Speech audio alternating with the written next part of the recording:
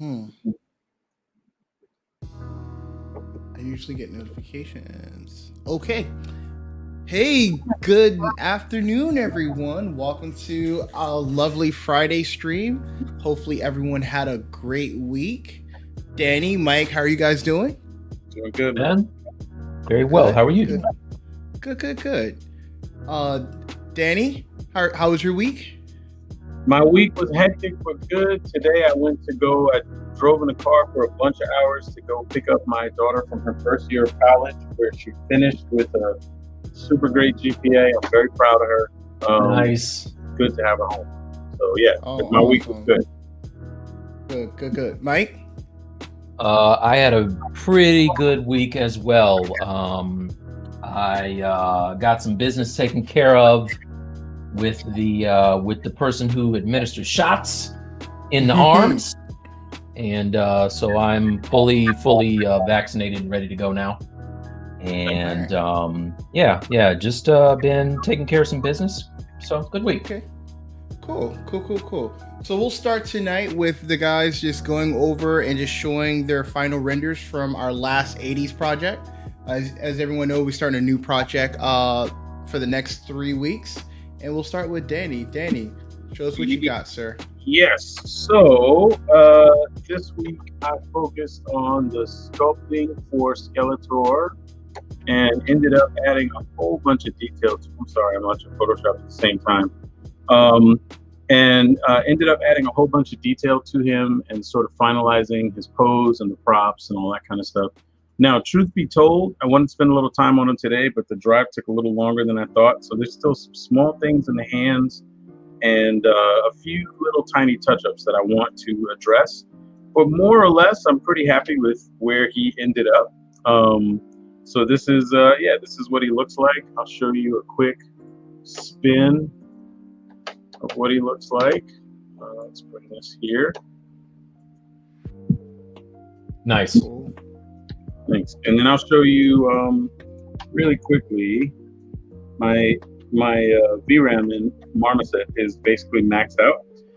Tonight, when we do our What's Good segment, I'll show you one more thing related to this character. It's actually going to be a pretty cool thing. It's a new tool for me that I've learned to use this week a little bit. And for some of you, it may not be new, but I think for video processing stuff, it's going to be sort of a game changer for me. So yeah, this was where I ended up, and looking forward to the next one. Yeah. Thanks. Awesome. That's cool. Mike? Very cool. I think before we jump to me, hold up, go back to Danny for a second. Yes, sir. I think it's important to note the change that Danny made to his base that, for me, I feel like propels it to a whole new level. So, Danny, tell the good folks what Skeletor is doing there. He is, if you're familiar with the cartoon, that's He-Man's sword, and this is He-Man's sort of companion animal was Battle Cat. So this is the helmet for Battle Cat. And it basically is just a little storytelling moment where Skeletor has a moment of victory, where the Battle Cat helmet is stabbed in the eye by the He-Man sword. So obviously he vanquished them both. So yes, I couldn't just hold up the head. So that was what I needed to do. So yeah, right. I had to make sure that was called out, because that's a nice little floret for me. So on my piece, I had one more ZBrush Live yesterday, and I ended up just kind of addressing some of the things that were bugging me before. One of them being the sword, right? So I didn't know how to get the sword on there. I got a nice suggestion from one of our regular viewers. I think it was Ira Sculpts. That told me that I should throw it, who was it, Bradley? You were there. I want to get this right. It was MJ, right? MJ. MJ. Yeah, it was MJ. Was telling me to try it, and telling me to try it with it back in his hand, behind the body. So did that, and then I did a few textures to the tunic around his waist. and took that into Keyshot and did some renders, right? So these are the beauty renders. And so I'm pretty happy with this for now. Awesome. Yeah.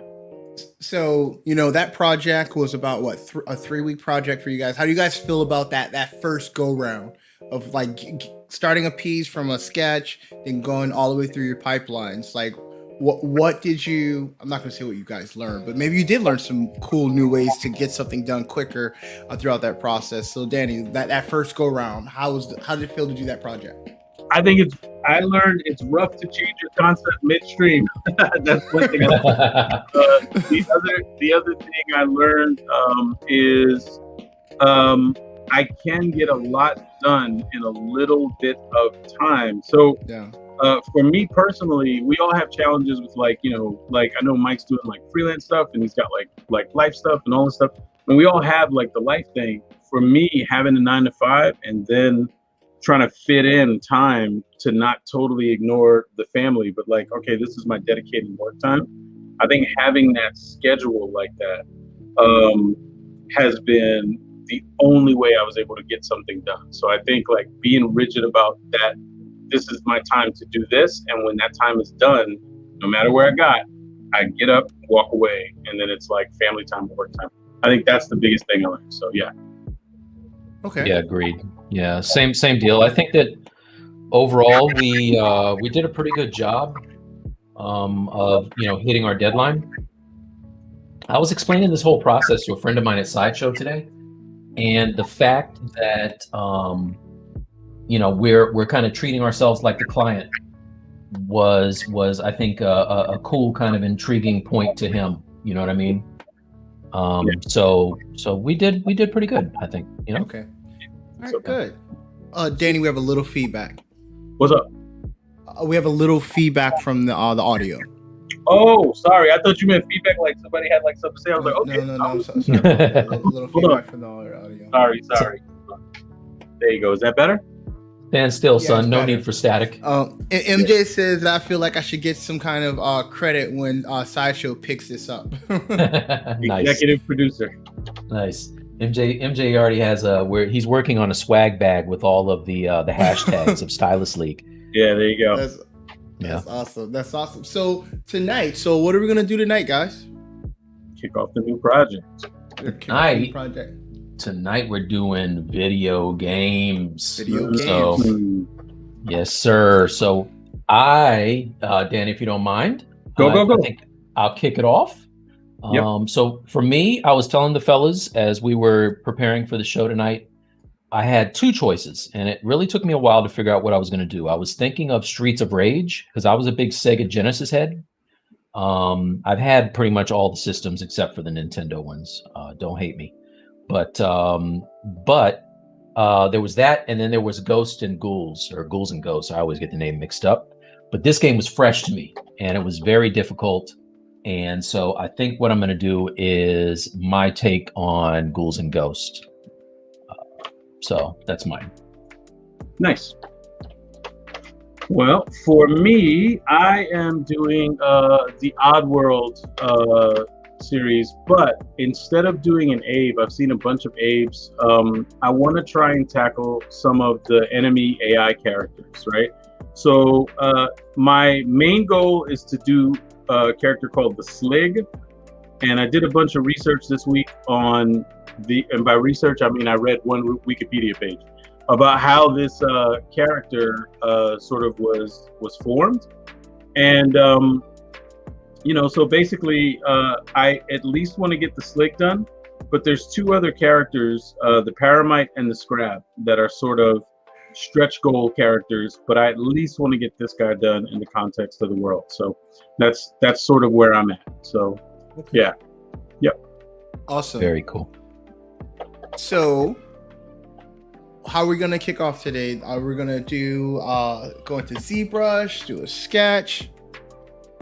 I think maybe we'll do a little reverse engineering. Okay. I like how Danny did his, where he had like some proxies in ZBrush, kind of setting up where he's going to put things. So I want to do that and figure out my composition, and then maybe I'll sketch over it in Photoshop afterwards. Yeah. Okay. Yeah. But Mike, I'm sorry. Go ahead. No, go for it. Go for it. No, I was gonna say, Mike, before you get started, I know you made a really cool promo video for your anti-venom that you shared with ZBrush Live. I don't know if you want to share it with us tonight. It is a cool video. The only thing about it though is it sounds really good with the audio, and we can't play the audio through here.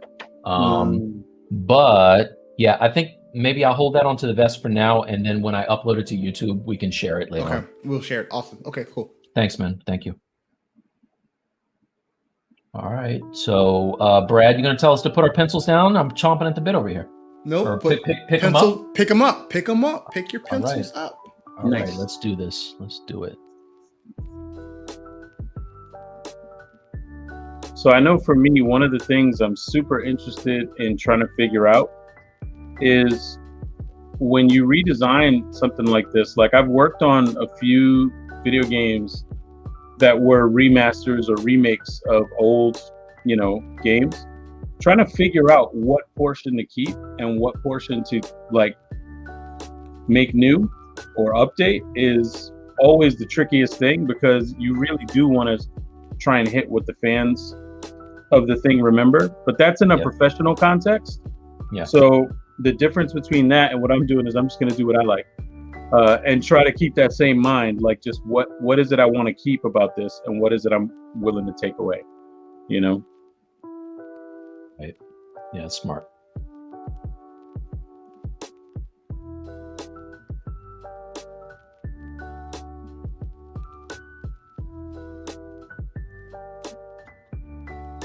Let's see, we got another.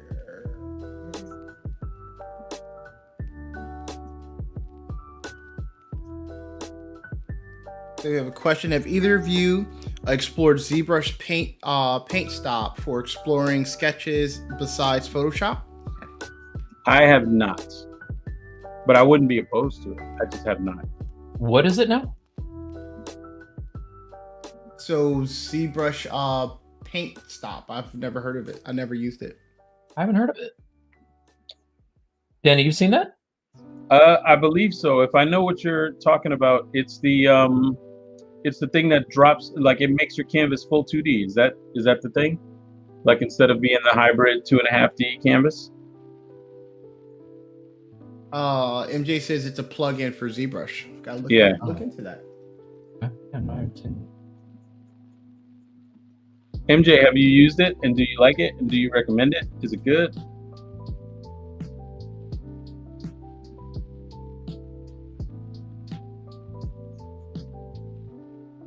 It looks like a hybrid of Corel Painter and forget that. Mike's in. Sketchbook. If you said Corel Painter, Mike's in. You have me at Corel Painter.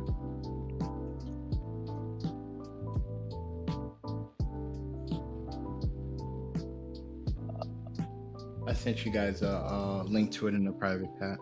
You know what? Check it out. I'm bugging. I think Dan's got the right direction here. I'm going to start off by sketching.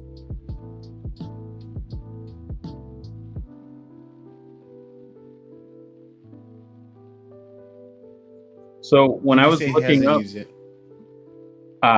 when I was looking up some stuff about this first character, this Slig, I was really, really impressed with how deep the lore was for this character. And I'll basically summarize really quickly. These guys were like peaceful, living in a swamp, basically, and they have no legs. They just have like a little tail, and their arms are really big and powerful because they walk around just dragging their body on their arms. And the bad guys in the game, the Gluckins, they popped up and basically were like, "Hey, we're gonna."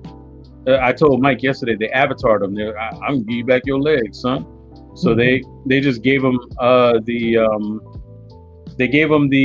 legs, the mechanical legs, and just basically said, hey, a portion of your group is basically going to have to come with us and basically be our personal security. And they're not really, it's like the debate about the dudes that work on the Death Star, right? Like, were they just contractors, or were they actually bad people? That's kind of how these guys are, right? And they said that's how he got his arm so big. Nice. Just crawled around for a year.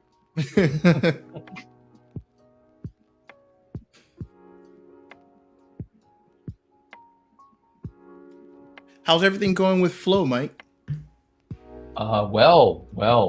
So if you guys aren't familiar with what Bradley's talking about, I actually just kind of signed on with a pretty big blockchain called Flow, and they're working on these. We're working on these hip hop cards. I'm working on a card set that's going to be NFT based. So yeah, no, it's a lot of work, but it's very, very. It's good to be working on my own thing, you know. Nice. I'm over here looking on my other screen. So I want this to have a feeling like one of those old Boris Vallejo paintings.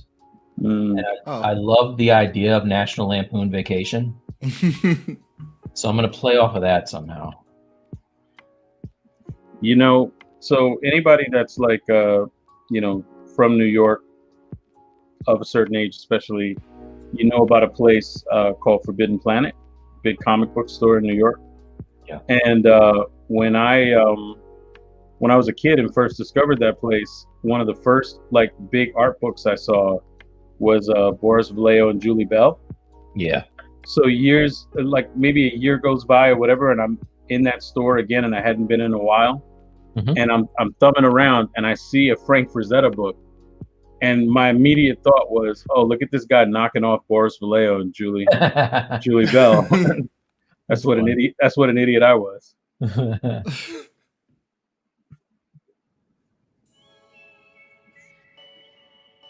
Mike, tell me about I've never heard of the video game that you're going to recreate. Can you tell us a little bit about that? Yeah, it's dope. So the character, his name is Arthur, and he runs around in armor.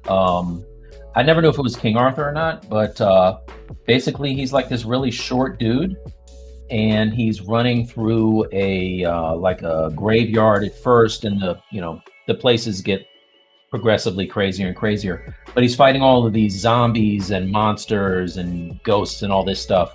And as he gets when he gets hit, his armor flies off, and then he's running around in his underwear, and he's got like these heart boxer shorts on. Right, so it's dope. You have to earn your gear back a little bit at a time. I always loved this game. This is a Capcom game, and it really kind of resonated with me when I was younger. Okay, awesome. Danny, we got a question for you. Saying, love the direction you took on Skeletor. Are you going to texture and post images of it anywhere? Any chance of a 3D print? Yes. So yes or no. I didn't have time to apply the textures. If you saw last week's episode, those are all the same pieces. So they have the same UVs and the same texture sets. I just didn't have time to apply it today before the show because I was on the road. So that stuff will be on our Instagram. And also we have another place that we're going to show stuff that we'll talk about in a bit. But yes, it will be online. And I probably am not going to print it because the time it takes to prep for printing will probably take away from being able to do stuff during this. Now, maybe in the future, if we do a challenge that's like a 3D print prep challenge or something, maybe that will be something that comes back. But other than that, I don't know, sort of looking forward, not back. Yeah. But thank you.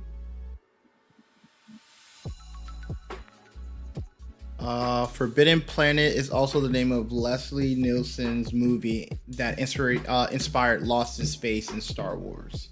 Nice.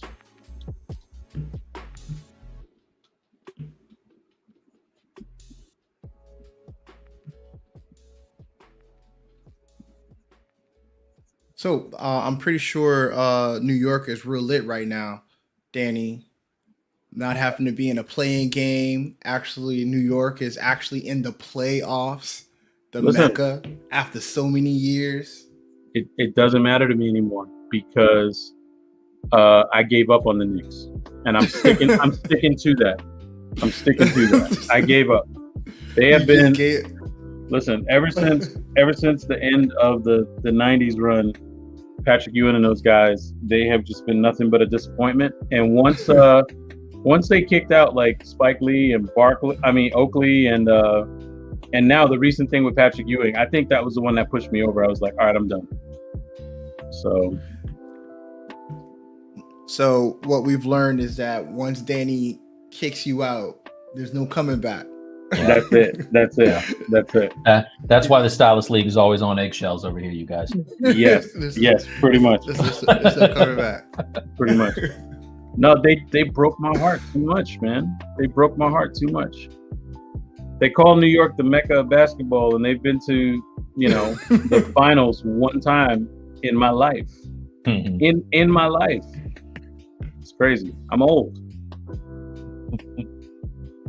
Hi, Mari Cat. Hi, Mari Cat. Hey, Mari. Pixel said respect. Yeah.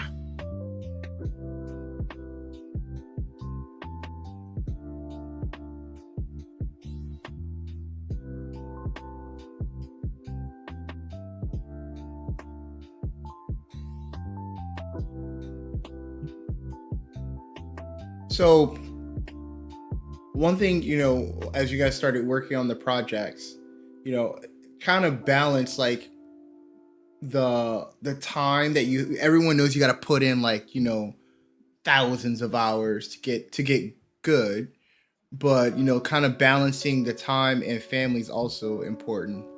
And like like when you started saying like you set up a schedule, like what does your schedule look like, Danny? Like is it something that you put on Google? Are you on like Google Calendar?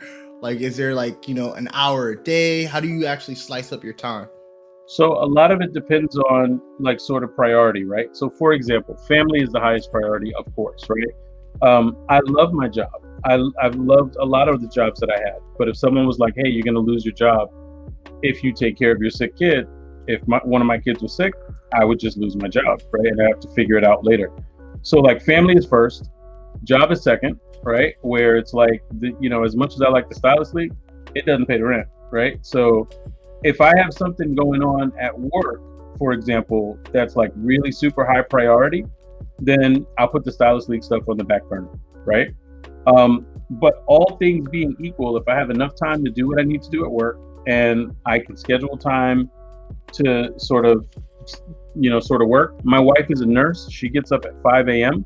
I usually get up with her. I told her years ago, hey, I'll get up every day and make coffee for you because I love you. So I do that every day. And because I'm up at 5 and my company's on the West Coast, I basically can work from 5 until about 11. And then that's about there 7 o'clock.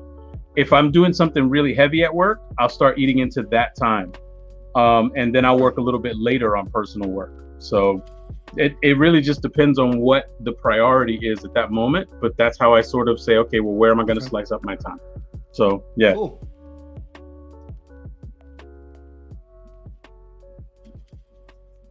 Mike, we have a question. Say, Mike, is that a poster of National Lampoon's Vacation in your reference? 100%. That's what I'm basing my entire piece off of that poster from National Lampoon Vacation. Nice. Yep.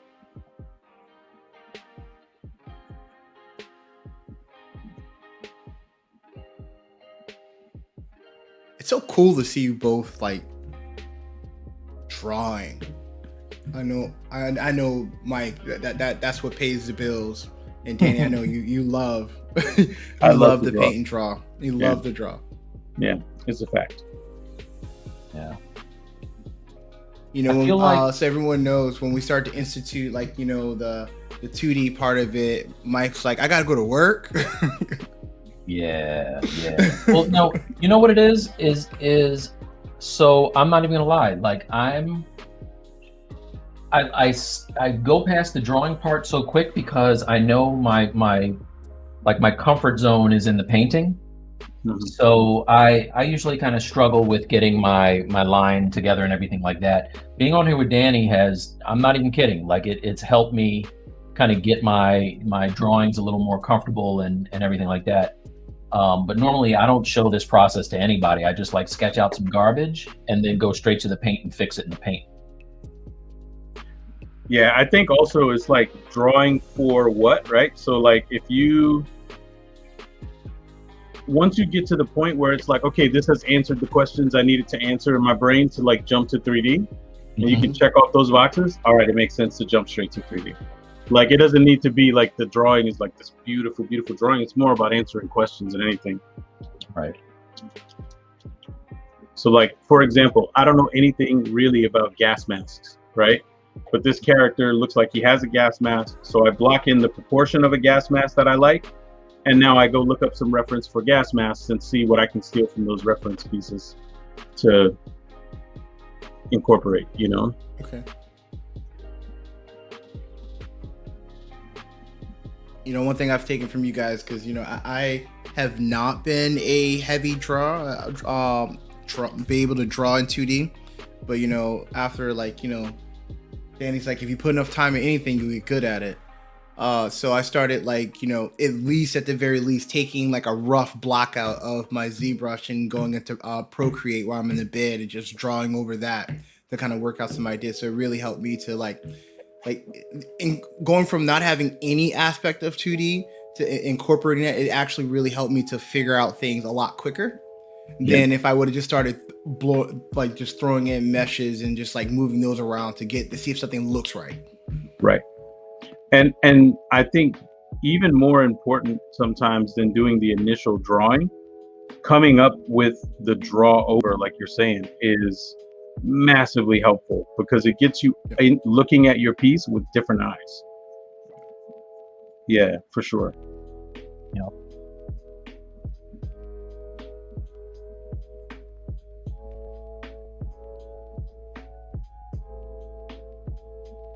Oh, we got Lee Gibson. Hey, y'all. Watch every episode on my treadmill Monday, Tuesday morning sessions from UK. Finally here.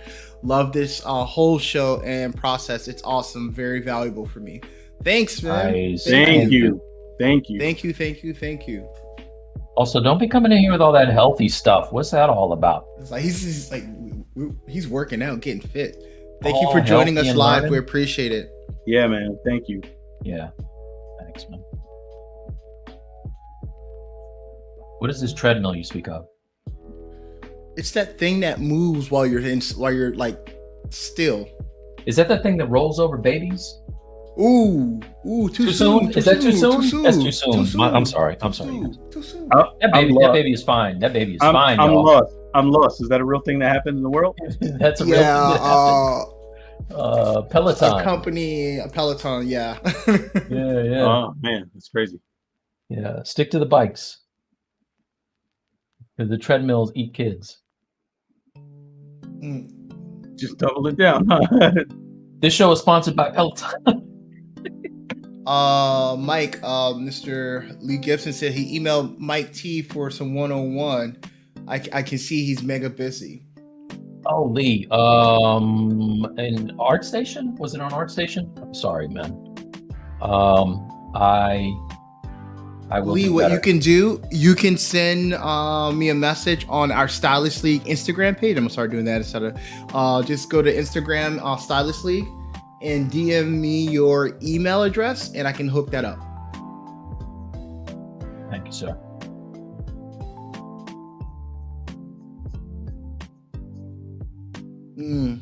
Danny, I want to keep you posted. Golden State is down. It's 20-9. It's early. Yeah. I gotta say, the other day I realized you're a real front runnery dude. It was like 1 minute in, and you're like, "Oh yeah, this is what's gonna happen." I was like, hey. Whoa! It's a lot of game left. Calm down. Hey. Call it. That's a double-digit lead right now, right? Okay, so I guess. But... did you guys hear that Henry Cavill is going to be starting in the reboot of Highlander? Oh, that's awesome. Oh, I really? Do we need another Highlander movie? I'm sorry, you guys. I don't want to come with negative energy, but I think I've seen all that the Highlander story has to offer. It's just me. You don't like Duncan MacLeod of the Clan MacLeod? I did the first 1,000 times I saw him, sure. Well, that's the thing, though, right? Like the same way Brad is like, "Hey, what's that video game you're working on, Mike?" because Brad's the whippersnapper of the group. That's true. So many people are like, "What's a Highlander?" and why true. is The Witcher in it? Oh, I forgot about Brad's obsession with The Witcher. Oh, that's why you're excited. Everyone should be watching The Witcher. I just think it's odd that he's going to do 2 franchises where he's carrying a sword. He might get typecast, Unlike that other franchise he plays in. He carries a sword in that franchise that's disguised as a mustache. Oh, that's disguised as his upper lip. On a cell another phone. one. Any thoughts on the new Master of the Universe screenshots from the new Netflix show? I can't wait. Let me have it, please. Yeah, I hope it's fun. Yeah. Someone like Kevin Smith, I trust to do a good sort of nostalgic job. So I'll give him a chance for sure.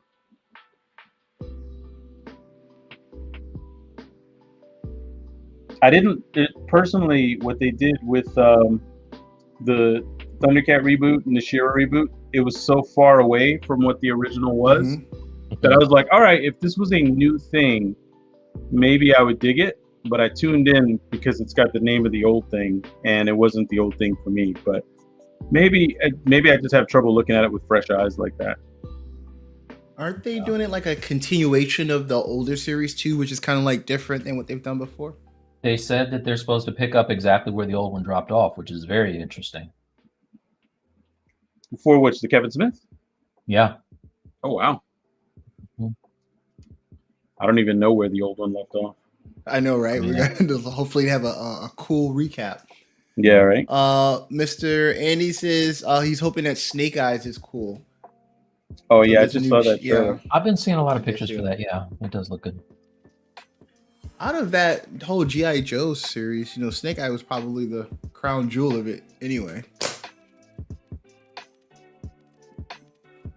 Checking for the Roadblock movie? I'm not gonna go grab that since you threw it in the air. Oh, there you go. Here's the movie right here. This is all you need to know. Nice, there you go. Pick it up on Hasbro Pulse, y'all. I was gonna ask, where can we pick that up? Where can we pick that up? Go to Hasbro Pulse. Tell him Mike sent you. Say, I want the one that he painted. So Lee asks, how did Mike and Danny pick their game character? Was it personal choice? Yes, it was their personal choice. Yeah. Yup. They tend to not like to leave things to chance, Leaving it to me is definitely leaving it to chance. You want to recap some of those suggestions you had there, Bradley? Yeah, from last week from the group, we had Tomb Raider. No, I'm talking about yours. What were you? What was mine? Personally pulling for? Did you have one? I didn't have one. Okay. You guys were talking about things I need to put the cartilage in my shirt and blow in it to get it to start. What? Oh, the cards. Back in the day, the cards. You have to put in your shirt to blow in it to get it to start. If anyone remembers doing that growing up. I saw this dope movie about this guy that just he collects the old games, and I think he was literally living in his parents' basement, but he had every Super Nintendo game, even the Gold Link game and all that stuff. He would just go around buying them in garage sales. It's crazy. That's cool. What did his wife think? Yeah, he wasn't married. He was in his parents' basement. Super quiet. Well, that's the only way you can get away with that. Super quiet on that one. Yeah, I'm sure his future wife would probably be cool with it. Oh, absolutely, 100%. Yeah. You know what image I really wanted to be real, but it wasn't? That you ever see that meme image of the people on Jeopardy, and it's they're answering a question, and the answer is Danky Kang and Princess Zeraldo? Yeah. I love that. When I found out that wasn't real, I was like, that sucks. I really wanted that to be a real thing.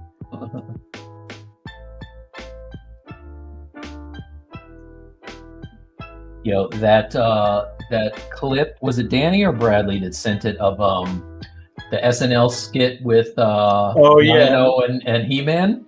Chris Pratt? Danny. Yeah, that was fantastic. If you haven't seen it, please find that on YouTube. Jack. Yeah, there's some suggestive things in there, but it was on broadcast TV, so.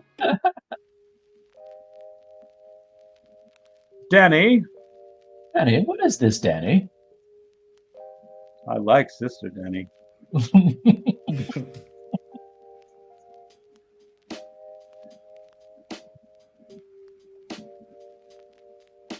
Oh, our good friend Tony Gore was telling me that the new zombie movie is on Netflix. The one, what's it called? Something Army of the Dead. Army of the Dead. Yes. Yeah. That's out. Is it a Romero remake? No. It's the new. Who did Suicide Squad? Oh, Zack Snyder actually did the Army of the Dead. Oh, he did. Okay, all right. I stand corrected. Yeah, I'm gonna watch that this weekend. Oh man, Tony's Ninja Turtle that was on Facebook was really dope. That was cool. Yeah. Shout out to Tony. Sure. Tony's able to do that stuff at work. Like he teaches and he gets little breaks, and I guess now because it's the end of the school year, he gets to work on personal stuff. So that was fresh. Yeah. All the kids are just ready to graduate, so he's like, I might as well be productive somehow. Blur Gaming Network said, "What's up, fellas?" Hello. What's up? What is up? I have what I need to get started. Oh, Link the Turtle. I'll happily link Tony's stuff. Let me get it. Nice.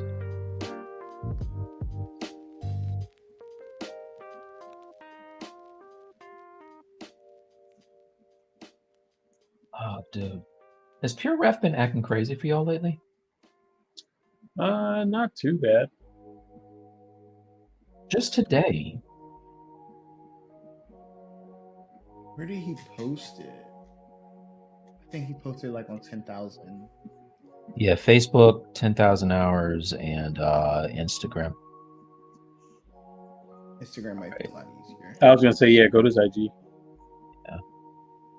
Give him a couple of Stylus. I hope I save this. I can't even move my Pure Ref. Oh, is it in like transparent mode right now or something? It might be in lock mode. Let's see. It does this thing where just sometimes it locks.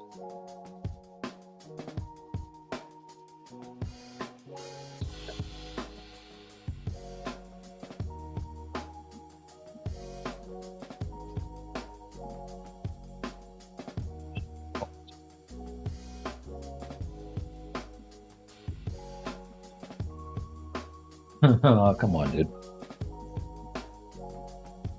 Oh. Well, wait a minute. Oh. Eve said, "Hey guys, great to see Stylus League is growing strong. Appreciate the content." Oh, thank you. Nice. Oh yeah, I did see that IR Sculpt's got a job at Funko. That's dope. MJ just reminded me. That's real fresh. No, it's also fresh. What's that? Our official Stylus League YouTube page without all the gibberish. Yes, sir. Thank you, everyone, for sticking with us and helping us meet our goal for YouTube to be able to get our own custom nameplate. So yes, we are definitely growing, and thank you for your support. I gotta say, Brad, that was a dope segue, sir. That was very cool. That was pretty good. You're getting better, man. So I will show you something that's also fresh. Look what I'm wearing in honor of the show tonight, you guys. Nice. Oh, I got this as a present from a good friend of mine. Grandpa, what's a Space Invader? In honor of video games. See, back in my day, we had this thing called a pixel, you guys. How many of them did you have? How many can fit into 8 bits? I heard pixels are for squares. You're welcome. You're welcome. Everybody just logs off. You're just like, Good night, everybody. Dude, for the life of me, I can't find Tony on Instagram. Wait, you don't see him? His name's not coming up. All right, I'll see if I can find it. Not mad. Should have friended him a long time ago. Yeah, what's that all about? I don't know. You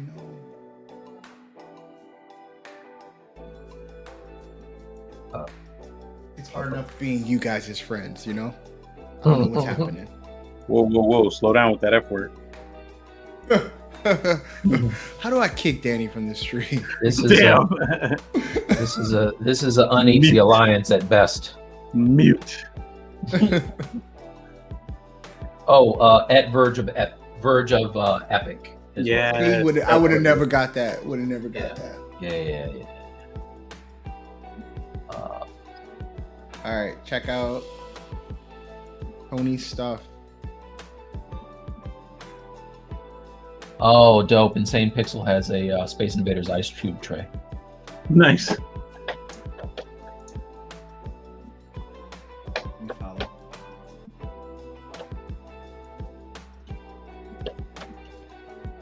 You know, MJ's been pushing Twitch real hard. You know, it's like even though Twitch gave it to you guys on day one, just saying. Nice. Mm-hmm. I keep trying to tell MJ we only keep Twitch around for him. He's the only one talking to us on it. That might be true, actually. No, it is true. I've checked the numbers. Good Lord. 100%. 100% true. Yeah, one follower. MJ, get more people on Twitch, you know? Yo, MJ, figure out how to raid us in a whole gang of followers on Twitch, and then we'll do more Twitch stuff.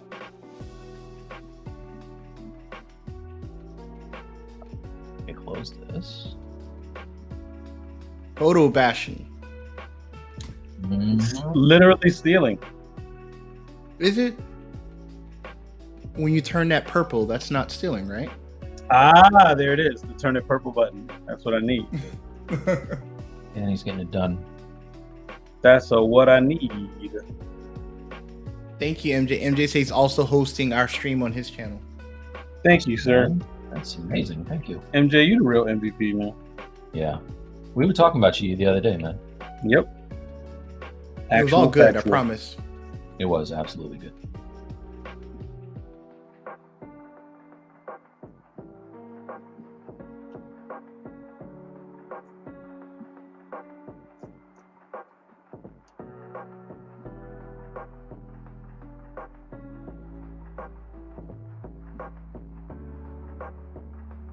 Insane Pixel said we need a popular Twitch streamer to restream us. Yeah, we need to find one of those. Exactly. It's just that we stay in our league, you know, and hoping that people, you know, join our Stylus league, and then we can share them some information.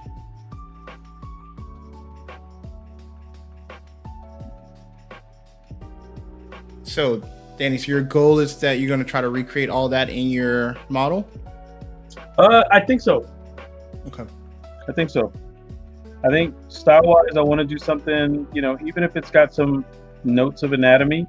Since we just finished doing something with heavy anatomy, I want it to be stylized at least. And I think, so like looking at this gun, I don't want all of the pieces of this gun, but the general sort of logic. I got to design some guns for Destiny 2, and I didn't know anything about guns before doing a lot of research and getting help from my supervisor at the time, a gentleman named Jack Joseph, who used to build a bunch of guns. And one of the things that sort of I drilled on a lot was just the actual firing mechanics, like where a bullet loads and then how it enters the chamber and then how it exits.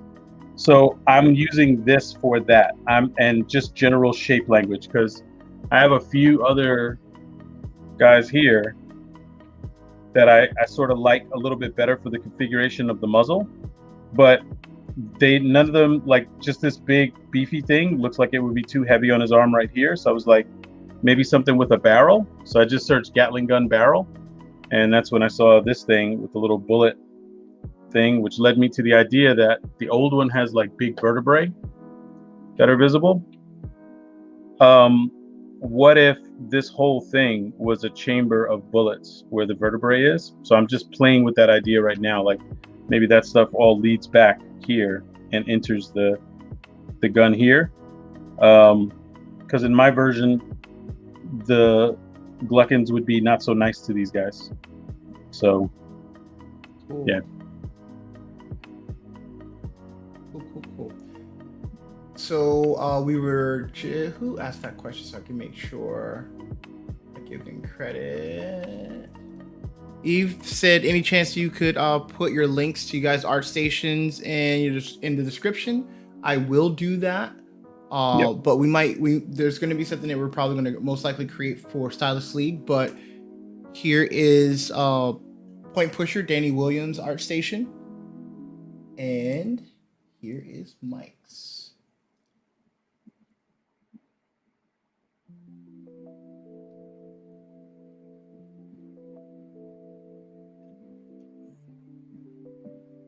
So gonna butcher your name, but I'm gonna say, hey guys, I was just watching your old videos and then I stumbled upon this live session. So convenient. Thank you. So we stream every Friday at 9 EST Eastern Standard Time to 11 p.m. Eastern Standard Time. I'm gonna give it a shot. Akash, right? Chakraborty or Chakraborty? Something like that. Yeah. Like that. Yeah, I don't know if it's a hard C or a soft C. Nailed it. I'm gonna say I'm 1,000% probably not right.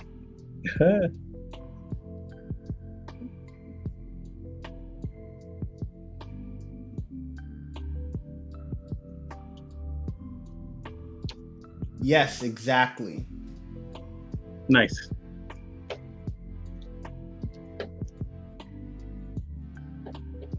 So we're gonna move into what's good, guys.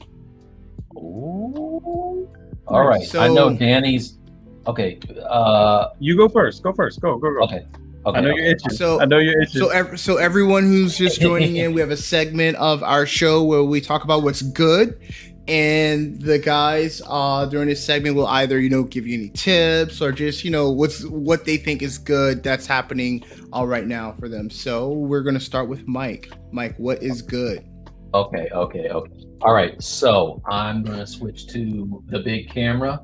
I'm actually prepared this week. Last week I was not. I got a little something today that I've been waiting on for a number of weeks, only because I had it on layaway. And here it is. This is the Sideshow Baller Edition Iron Man Mark 7 maquette. Why you look like it's Christmas? You got that Christmas smile. Let me tell you something. If you knew what I know, you'd be smiling like Christmas too. I'm like the Nintendo kid over here, though. So I'm going to see if I can do an unboxing. I don't know if Yes. It's a big box, y'all.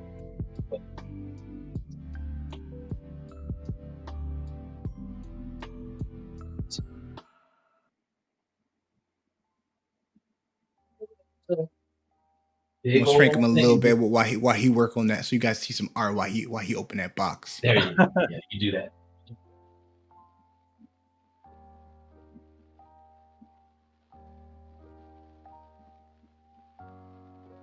Danny, he didn't even use a knife to open it. He's like, I don't need no knife. I'm gonna just use my fingernails to just save the tape. Listen, I do need a knife. I didn't bring a knife in here, and I totally need a knife. How long until he figures out that we pranked him and got him like the Gwyneth Paltrow rescue armor? Oh no! But it's not Insane even. Insane Pixel said you need some more camera angles. I know, right? Yeah, no, you don't need too many camera angles. My office is a mess. But yeah, no, it's not even the Gwyneth Paltrow rescue armor. It's the I Love You 3000 girl wearing the helmet from that. Nice. All right, let me get a knife. I'll be back. Danny, start telling about your what's good.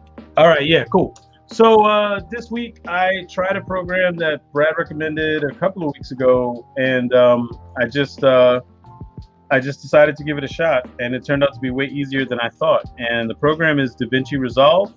There's a free version. If you've never used it, it's new to me. I have done a lot of color correction and stuff like that in Photoshop, and you can do that even with video clips, right? You don't have to only do it in images. So it's actually changed some of how I'm rendering. So I sort of relit my Skeletor character, and this is what I'm getting straight out of Marmoset, right? And it's a little bit, sort of dark, right? And I'll sort of recreate this network really quickly. So let me move this stuff out the way. And let me make this a little bit bigger. And I'll just do it to this still image. And just to show you really quickly what the output is going to look like, that's what the output looks like, right? So just a completely different look, right? So doing this kind of image processing to your pieces is typically a pretty good idea if you want to get a lot of control but not spend a ton of time on rendering. So to do this, all I did was, and the program is fairly easy. I haven't looked up almost any tutorials or anything. This was just clicking around. If I right click in here, or even if I click over the connections here, I could say add tool. Let's go up to color. And then I'm going to say color corrector. And it's going to add this node, which when I double click on it, I can come over here and make whatever adjustments I want. So for example, let's say I go in, add a little gain to the light. And then I say, hey, you know what? I think this is a little too saturated now, so I could drop the saturation a little bit. And then say, hey, I want to tint it a specific color, red or purple or blue or whatever, and how much tint you actually want here.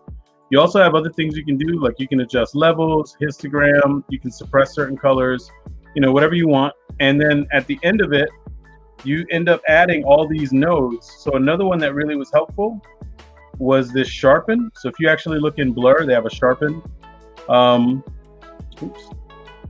that. And you can see it really pumps up the detail. And what I can do is just adjust how much that blends back to our original. So there's the original, and there's the high detail. And you can get it to a level that you think looks good.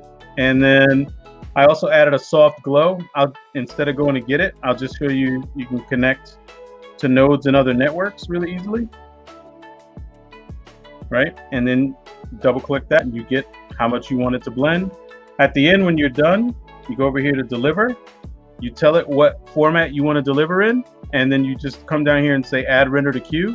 It adds that render, and then you click on the render button. In a few seconds, you have a turntable that's really way adjusted. So again, you can use other bits of software to do this. This feels more like Nuke to me, which I really like. I like Nuke a lot. I use Nuke at work a bit, and this is like Nuke and Photoshop together for me for this kind of stuff. So I really like it. So DaVinci Resolve, they have a free version, they have a paid version. So there you go.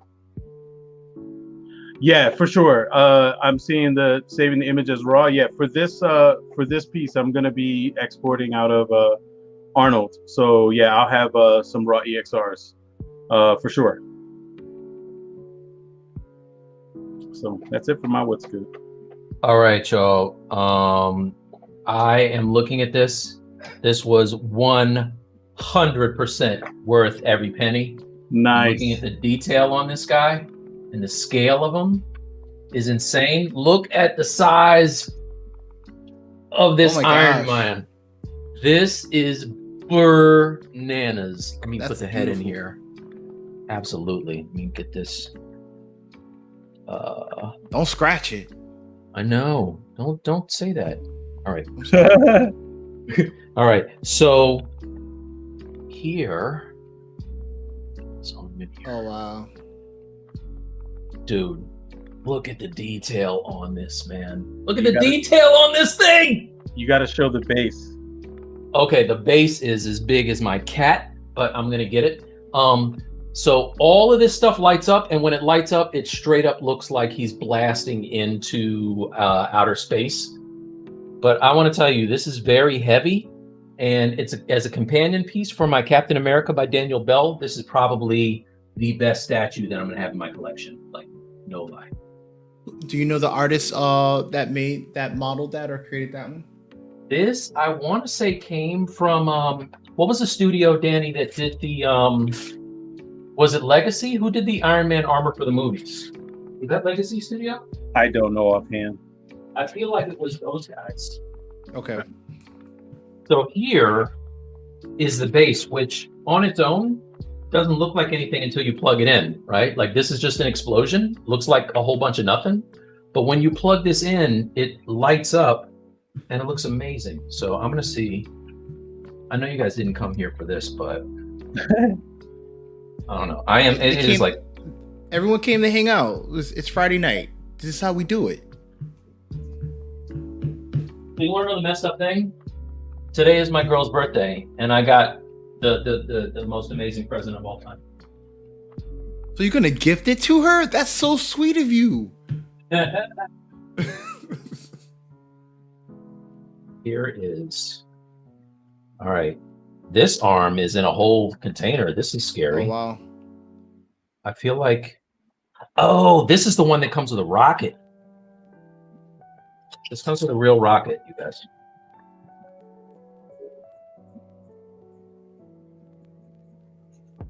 Lee Gibson says this is the best chill Friday night. Nice. Thanks. Wow, they really don't want this thing accidentally coming out of here. Maybe I'll open that part later. Okay, cool. Got another great comment. I love you guys' work. Keep up the good work. I hope work you're doing great. What you're doing is great for the community. Hope your channel grows gigantic. If you like and share our content, it sure will. You know, Danny tells us every day a little bit at a time, and we grow. That's right. That is a lie. I do not tell you that every day. Not every day. He says that all the he wakes us up. In the like guys, says, today's the day when we wait for every day. That's what I'm gonna start doing. I'm gonna send you a text of that every day now. Every day. Oh man, I ran out of outlets. Don't unplug the computer. Don't unplug the computer. We're sitting there like.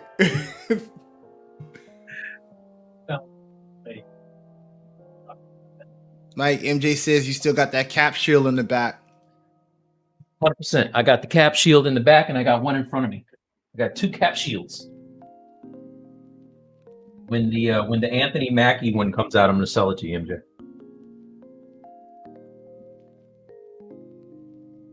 Fuck.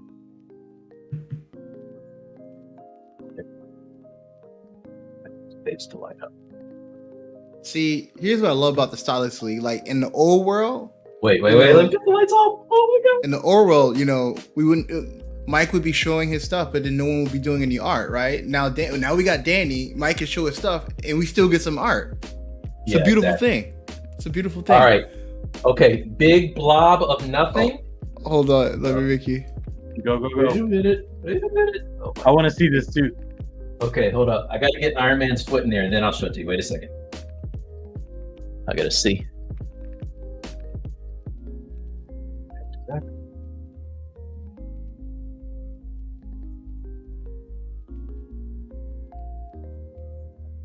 Yo.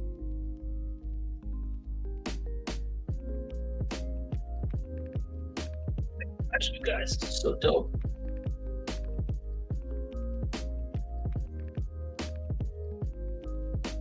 Oh, you guys are looking at me. You're not even seeing the thing. Oh, hold on.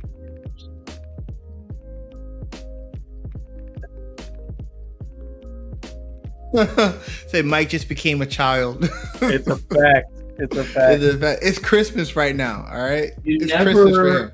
Listen, if it wasn't this, it would be a sports car. So. And also, happy birthday, Murray Cat. Yes, happy birthday.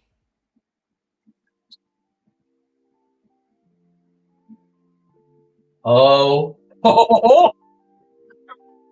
Wait. You can't just show it. You got to show it before and after. Okay, hold up. All right. It's about to go down. That's all I'm saying. Okay, His so he doesn't his have. power bill's about to go up. Oh my gosh! All right, so he doesn't have both arms. But look here, before, right? Before. Yep. This is after. Get ready to. I hope you're sitting down. Hold your butts, you guys. This is why Stylus League is the bomb. I can't find the on switch though. They camouflage it so it looks like smoke. Mike needs his own PA. All right, here it is. Go. Oh wow! What you know about it? What? Nice. Look at that, That's a nightstand.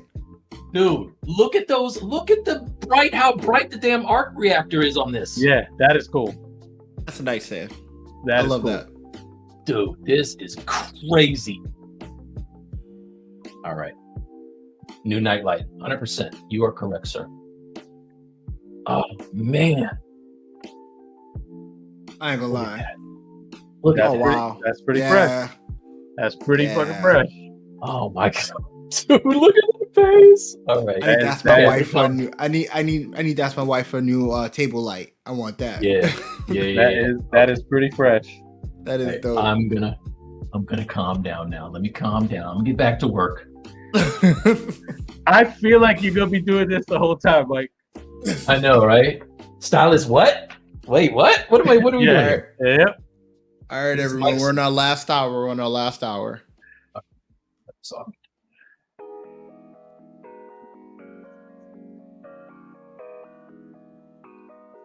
So Shout out to- for tonight's coffee talk, I want to take some questions from the stream. We have over 20 people watching us tonight. So Nice. anything about the process or anything you guys want to talk to the team about, please send some questions over. Yep. Insane Pixel said, Mike, is that a SteelSeries keyboard? No, this is actually, I got this on Kickstarter. This is a Hex Gears keyboard. Low profile That's- mechanical. That's Low nice. profile mechanical keyboard. Yeah, thanks, man. Very cool. Now, if they could just figure out a way to keep my cat from getting hairs in between the keys, that would be awesome. Put the cat outside. Next problem you want me to help solve? This ain't the Flintstone. I'm doing that. Any questions from our community about what the guys are doing? What are you guys working on? I always like to hear what you guys are working on Yeah. Friday nights with us. Yeah. I've got a question for the people too. Obviously we'll answer your questions first, but if anybody checked out any of the new Love, Death, and Robots, what's your favorite episode? Keep it spoiler free though for everybody. Just what's your favorite? Brad, did you watch that yet? I have not. The only series I managed to finish was Castlevania. Yeah, I did too. Did you like the ending of Castlevania? No, he did. Yes. He answered all Yes, the I did. questions. He answered. Yes. There's nothing's left unresolved on Castlevania. That's for sure. My favorite type. Man, oh man. I watched that ending with Bradley in the room. I was like, they answered too many questions for me. Is it coming back? I think that's it. Oh, it. okay. It's a Well, that wrap. makes sense. That makes sense. That's So right. you just like series finales. That's your jam. I I'm gonna keep taking questions from people. Lee Gibson said episode 2 style is amazing for Love, Death, and Robots. Which Danny, is that one the one we were talking about last night? What was the really ill one? to me, the one I really enjoyed, I enjoyed a bunch of them, but the one I really enjoyed the most was Snow in the Desert. Yes. Okay. I like that one a lot. Yeah, that was great. Insane Pixel said so far episode Immortal Man and the Androids was their favorite. I think that's the one. That's the one we're talking about, right? Yeah, I Okay. think so.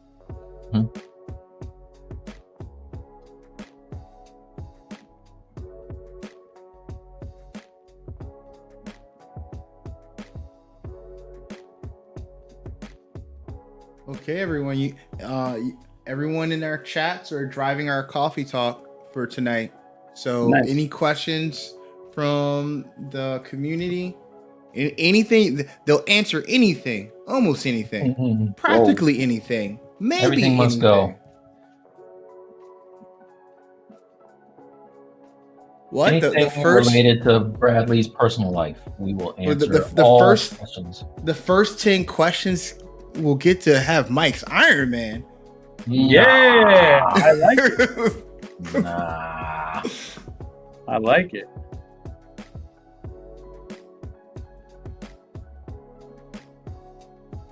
That's a really good question, MJ.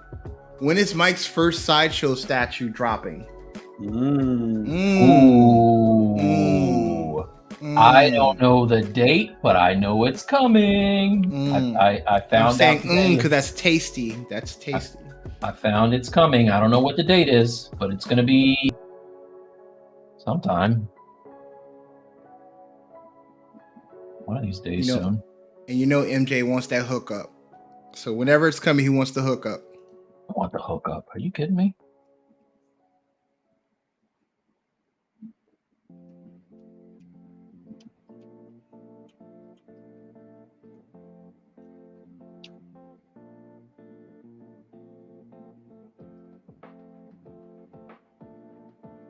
Is anyone else in the community watching the playoffs like Danny and I? What's the score? Score is 47-40. Memphis is up 7. All right. John Morant's got to be having a monster game. In their second quarter, 5 minutes.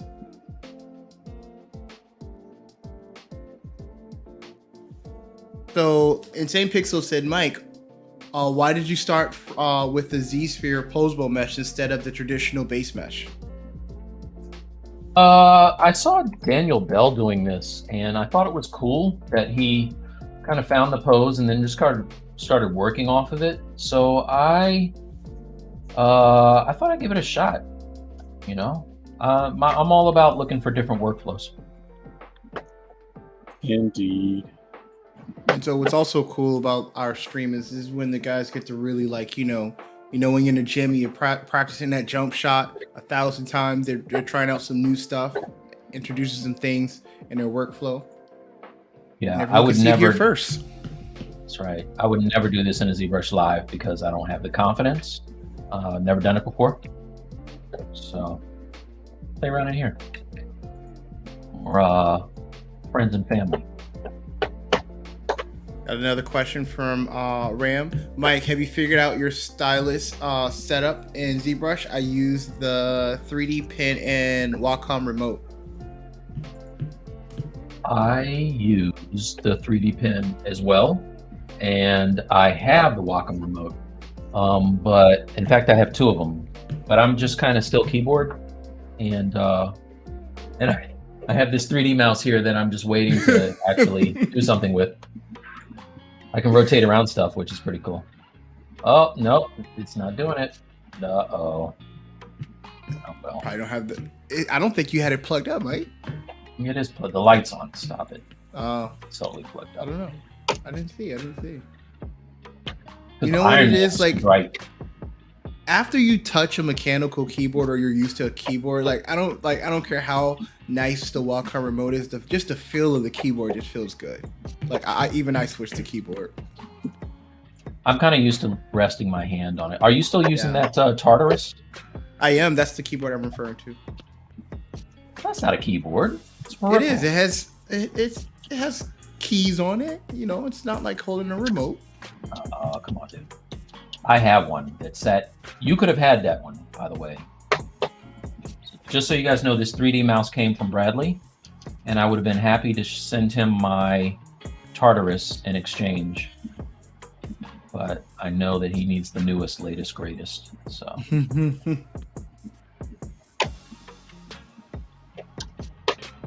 Let's see. MJ said he would have used the 3D mouse if I would have sent it to him. Damn. MJ is brutal.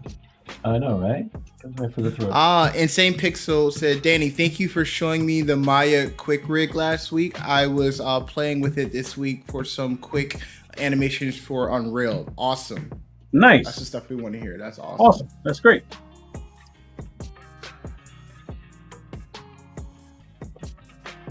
Give you guys a little. Danny, what's that cool trick that you just did with that measurement right there in Maya?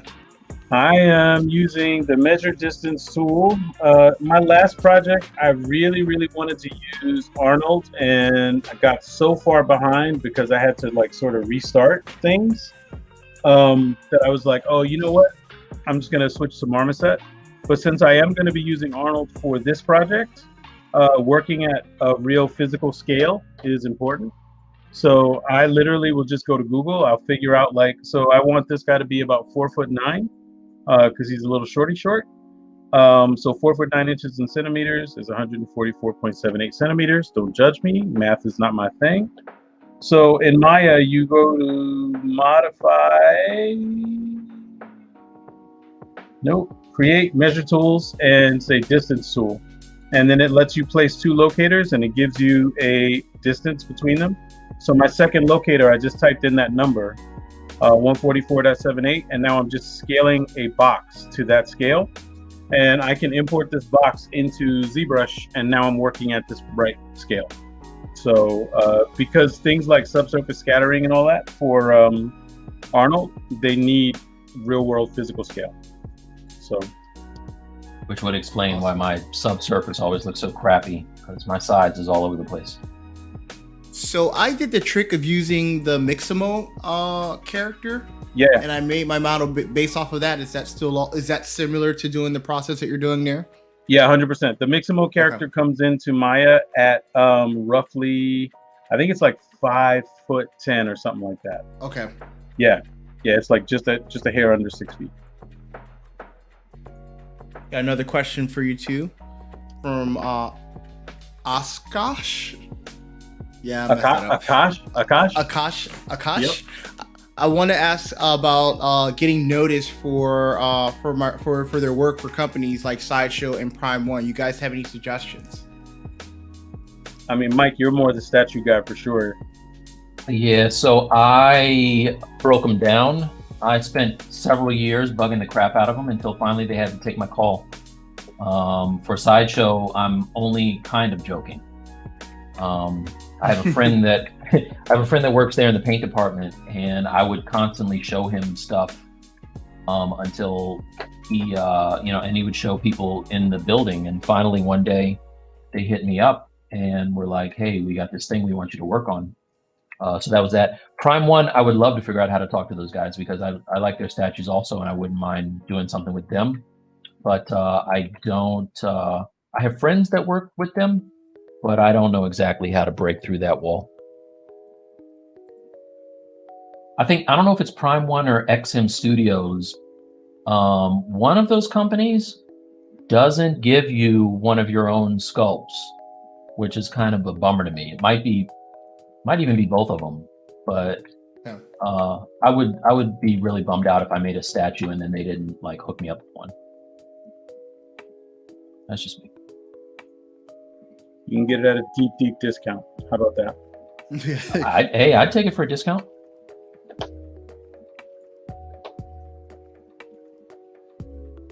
Lee Gibbs has another question. Do you guys both use Cintiq Wacom's? Any other screen tablets? Do you feel it's mandatory? As I currently have been using a Wacom Intuos for the past year. I think you got a new tablet you liked recently, right? You talking to me or? No, so I have the Huion tablet coming in, and it's like a Cintiq, but depends on my monitor setup. Like I have a monitor that's more color accurate, and sometimes I'll use my Wacom tablet to paint in substance on that. But I do have a Cintiq, and I think Danny, you have a Cintiq? I do have a Cintiq. I was asking about Mike's new tablet though. Yeah, so well, it's not a screen tablet. You do. But yeah, I have the the jeez Louise. It's the Sin Labs? Sense Labs. Sense Labs. Yeah, Sense Sense Labs. Don't get old, you guys. Yeah, I have the Sense Labs tablet, which I love. In fact, I liked it so much that I spoke to those guys and told them how much I enjoy it. But that doesn't have the screen on it. Now, the reason I got that is because I also have a Wacom 16 Pro, the 16-inch Cintiq, and I like it a lot. The only problem with it is there's a whole lot of cables to hook up, and it also has a power source you have to plug in. And I was just finding that I was running out of real estate on my desk for everything. Yeah. So I got this smaller tablet. It's got a small footprint to it, and I've really been enjoying it. I use it a lot. Yeah, when I started, I decided, like, you know, if when I work with a studio, not every studio may have a Cintiq, so I may as well learn how to use both well. Yeah, absolutely. I started off on an Intuos, and I enjoyed that for a number of years.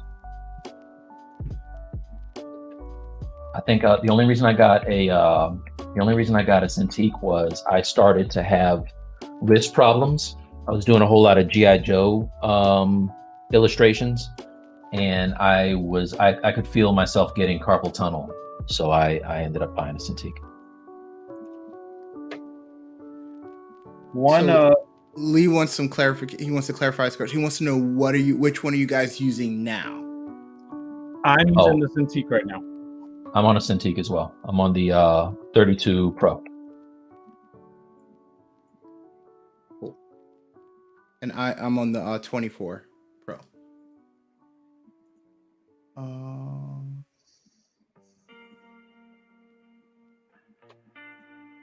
Insane Pixel. If they made a version of ZBrush that was able to run on the new M1 iPad Pro, do you guys think that would be a game changer? No, because it needs to. ZBrush is a piece of a pipeline usually that does need to talk to other things.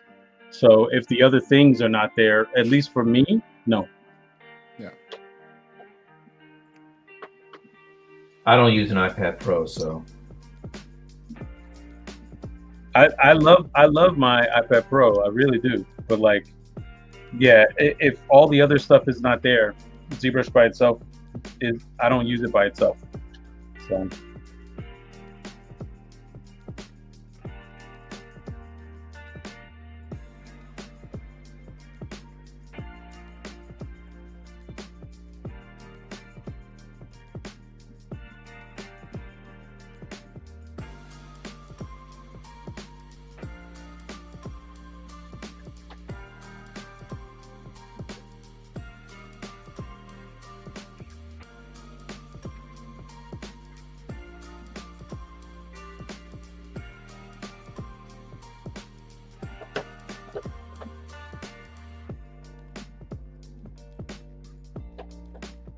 Awesome.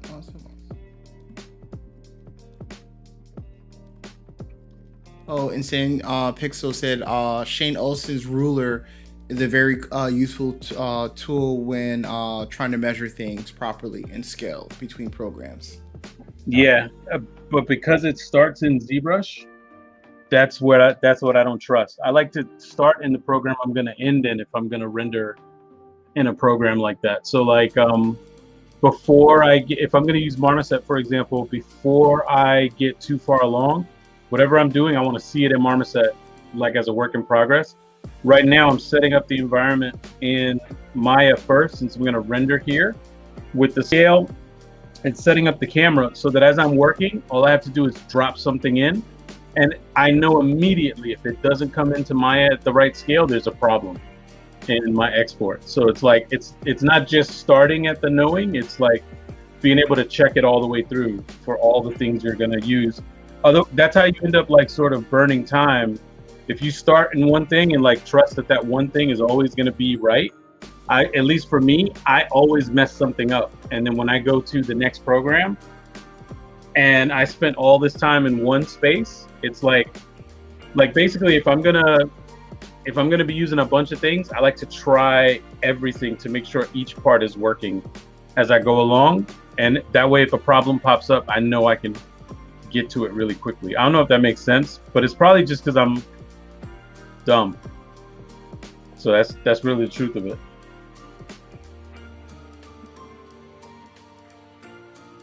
I don't agree with that. Well, then we're just gonna be dumb together then. Ram wants to know, Mike, have you done your review of the HP laptop? I did. I'm waiting for some news. So I turned that into Corel, and Corel really liked it, and they turned it over to HP. So we're just waiting to hear back. But I see that there's a lot of people reviewing the units, so I would, I think they're probably just backed up. Yeah. Slowly but surely getting stuff off my to-do list.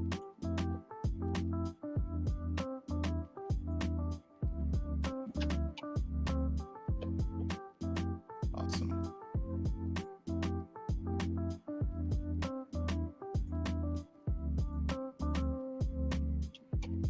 We got planned for this weekend?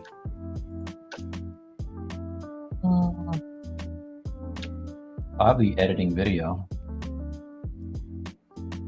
That sounds like fun. Yeah. Also, I apologize to anybody who pre-ordered my anti-venom and expected the release date that I put on Gumroad to have taken place. There's a slight backup only because editing video is hard, you guys. And I'm also trying to do other stuff, but please believe I'm going to give you the best tutorial I can. So that's why I'm spending a little extra time on it. What about you, Danny? Hanging with the family. I'm going to barbecue a little bit and just celebrate my daughter being back home. Awesome. Yeah.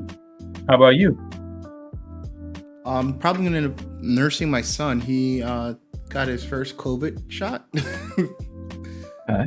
So, does he have his dad's resistance? Probably not. To the shot, not to COVID. to the process of getting a shot. Then I think he might be hurting a little bit. We'll see. He says he's good now. But it's only the first shot, so I only expect his arm to be hurting a little bit. Let's take after Dad. I hope so. God willing, he takes after Dad. More so, Mom. Danny, more so, Mom.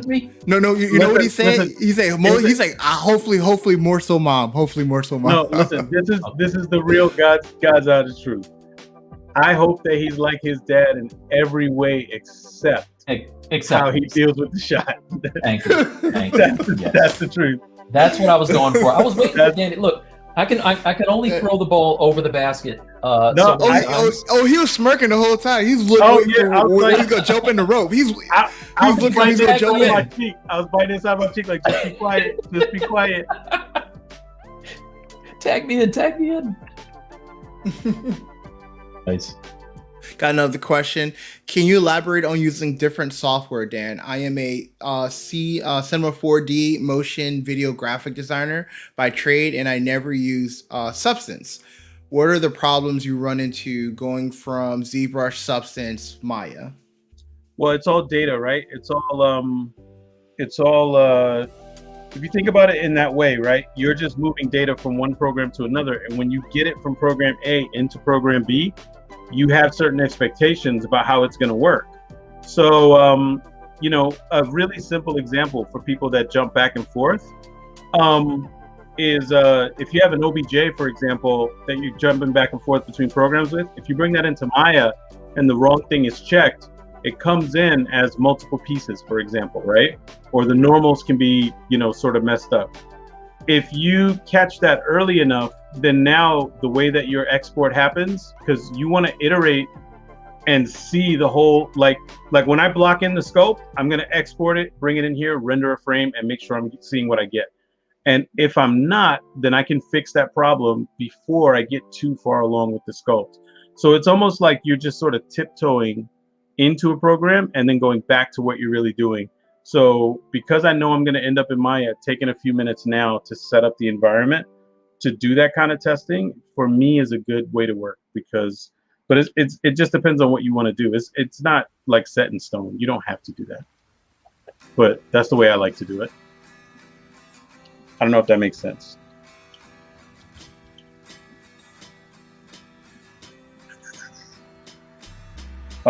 Steve, I just saw your question.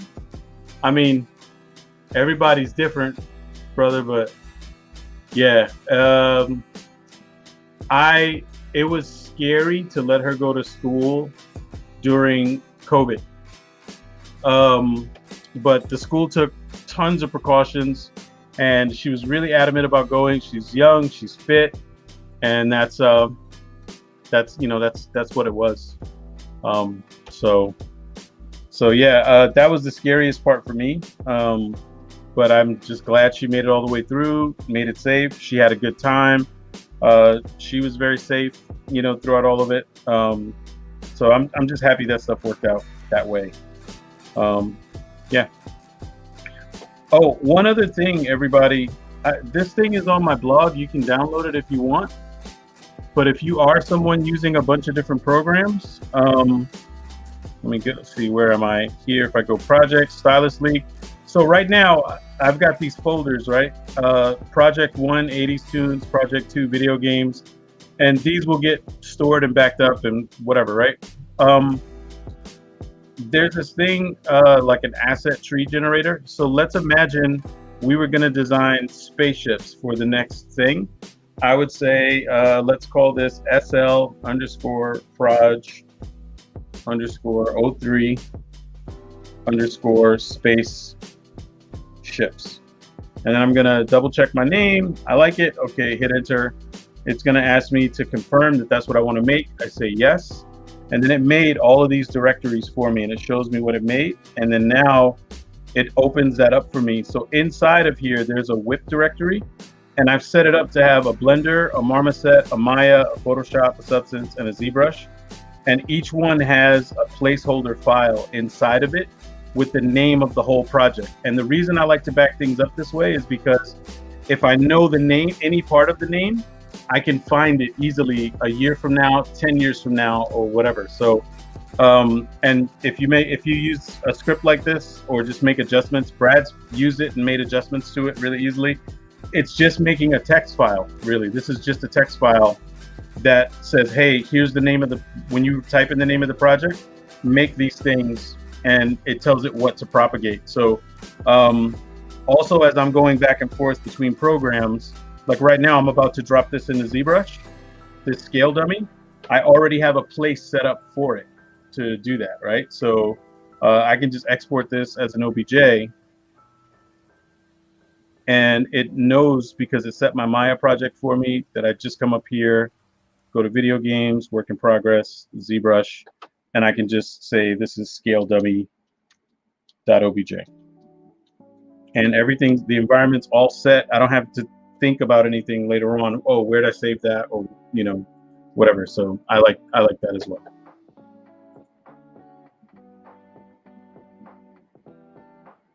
And he's the organized one. Sometimes. I have tons of duplicate files all over my computer. I mean, I do too. Don't get me wrong, but I'm trying to be better at that part of it. Like the batch file has been a lifesaver. I've worked on 3 projects and I've used that exclusively, and I shared it in the chat directly. Take a look at it. It definitely helped me stay organized. Nice. And it's easy to adjust it to whatever your needs are if you use other programs. So, Insane Pixel said, what's your guys' favorite renderer? What about you, Mike? What's your favorite renderer? Well, all right. So let me let me preface this by saying There's only one that I can consistently use and get good results with. I want to render in things like Blender and Arnold and even like V-Ray and stuff like that. But I end up going to Keyshot quite frequently, just because I can go directly from ZBrush into Keyshot without UVs and get some pretty good results. Nice. So, Any? Whatever one gets the job done, but just for speed, the latest Marmoset is pretty good. For like 99.9% of the job, and then you might have to, depending on what you're doing, dump that out to another renderer like Arnold or V-Ray or something later on. But Marmoset first, Arnold. Actually, Marmoset first, Cycles second, and then like probably Arnold after that, I think. My last project, hopefully I'll have finished in the next week. I've fallen in love with Arnold. Yeah, it's pretty easy to use. I'm definitely taking one of the weekends that we just kind of chop it up and not leaving until I get down the Blender workflow that you use, Danny. Oh yeah, it's easy. That's beautiful. It's super great. Another question: while designing characters, I tend to change the design consistently and can't decide which one to finalize. How do you avoid that and come to a conclusion? Mike, you want to take that? I've been talking a lot. I'm sorry. Ask it again. I was looking at how I don't have my folders organized. What's that? There's a really cool batch file that's on Danny's blog that I shared. I'm gonna use it. I'll make sure you use it. Actually, no, I created a cool one. I actually sent it to you. It says, "Hello, Mike. What would you like to do today?" That's true. You did. All right. I did. And it says that exactly. And this is the problem. Both Danny and Bradley have showed me how to use this thing, and I'm like, that is a great idea. How do you use this thing? I was not paying attention in class. Just gotta double click. Yeah. No, so the question was, while they're designing characters, they tend to change the design consistently throughout the process. So how do they decide to finalize and avoid making all those different changes throughout the design process? I mean, I think you're constantly iterating on your design, right? Like that's part of the process. So it might take you a little longer to do that, but for me, I think that's a plus. That's not really a negative for me. Yeah. Because at the end of the day, you're going to look at your piece and you could stick to the original game plan, and then, weeks later, months later, look at it and be like, ah, man, I wish I did this thing. So changing it on the fly is something that you would probably do I don't want to speak out of school. This is more Danny's thing, but you probably would do that in a work environment if you know that it's going to make the piece better. You know what I mean? Like, I know that when I'm doing stuff for clients, as far as illustration goes, and even sculpture to some degree, I'll give them what they ask for. And then if there's something that I know is going to make the piece better, I'll give them a version that has that change in it and be like, hey, what do you guys think of this? And 9 times out of 10, they'll be like, oh, that's kind of fresh. Let me see what this person says. And they'll come back and be like, yeah, go with it. So, Yeah, I don't think it's a bad thing. Okay. Yeah. Do you want to design or do you want to model is what it boils down to me.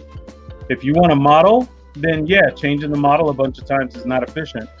But design and figuring out how you arrange things, man, that's important. Yep. So what they said is just keep at it.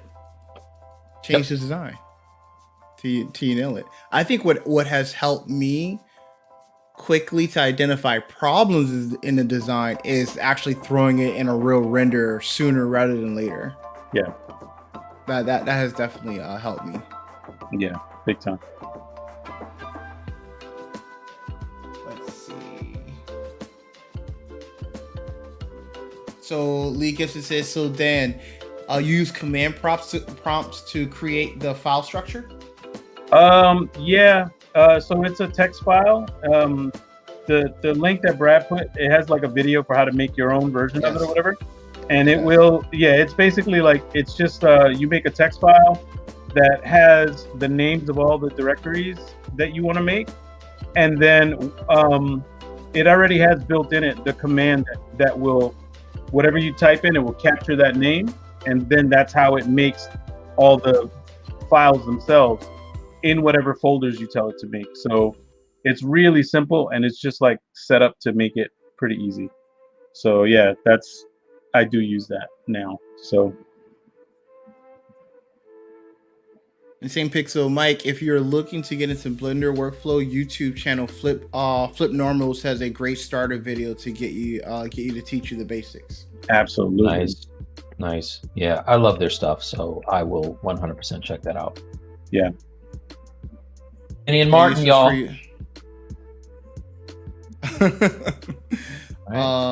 Let's see. Boom, boom, boom. Danny, this one's for you. Danny, this is from Steve. Danny, your courses and tutorials changed the game for me. Thank you. Are there any teachers or tutorials you all would recommend for learning the current workflows in the industries? Before they answer, I will tell you, you guys need to go on our social medias and do hashtag Stylus League release the Danny cuts, because Danny has stuff now that needs to be on record. All right. That is true. That is true. I've been late. Danny has stuff now that he's definitely doing things right now that I believe are strong game changers. Maybe we can get him to release it through the start of Stylus League. So hashtag Stylus League, hashtag release the Danny cut. Oh, I thought you just meant the time lapses that I haven't uploaded yet. That's why I'm like, yeah. Oh, you got those too. You got those too. Yeah. Sorry, guys. I don't really have anything like in the works for that stuff, but thank you for the kind words. I appreciate it.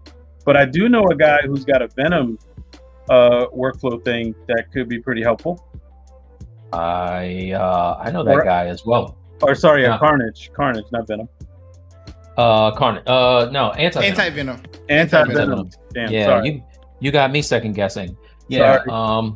If you haven't seen it already, check out my Gumroad, and you can get to it easily by either going to Gumroad and typing in Mike T Artworks, or you can go to my website, which is Mike T Artworks. Here's the Gumroad. I'll get the website. Yeah. And there's a store on my site now that you can click on it and go directly to it as well. So over 10 hours of content, all the way from the very, very beginning to the very end. A lot of anatomy, a lot of posing, and some cool tips in there as well. Nice. And I would also recommend Outgang as well as a really good place. Yeah. Outgang is Laura at Outgang is doing some amazing stuff. So Outgang is also a really good place that you can look at some current workflows. Yeah. She's currently doing a great series on Substance Painter. Yeah, that is by far some of the best educational content I've seen. Even the free stuff, like even the stuff that is not behind a paywall, is pretty strong. So we got drop two for you guys. Mike Artworks and Mike's Anti-Venom that's coming out. Nope. Mike T Artworks. I'm sorry, Mike T Artworks. It's correct on the screen. I apologize. Mike T Artworks and also okay. And I just want to interject, Bradley, what's my last name? Oh, here we go. Oh, somebody has been doing his homework. Nailed. Nice. Nailed. And that is Bradley that I'm talking to. Now, I feel like if I had maybe messed up your name, you might have messed up my name. Is that right? I'm not vengeful like that. I'm not vengeful. No, I'm not trying to fight nobody. Bradley, I'm a small man, just so you know. Very vengeful. Very petty. Danny, third quarter, 67-53. Memphis is up. Golden State's probably not going to make it. Man. We're not going to watch the rest of that game tonight. Third quarter though. We'll see. So you're so interesting to me, man. Thank like you. I don't think you mean it in a positive way, but thank you. No. I think you mean it more of a case study way. Yes, there's a zinger coming. Yes. No zinger. So I won't spoil anything. But if you've seen Invincible, for example, here we go. There were some issues I think that Brad had with the end. What we've determined is Brad doesn't like cliffhangers of any kind. No kind. Yeah. Right. All right. But then when there's a sporting event or something like this, there's a whole 12 minutes left to play at least. And you're like, we're not gonna watch the rest of this. And it's like, it's done. Don't you want the completion? Nope.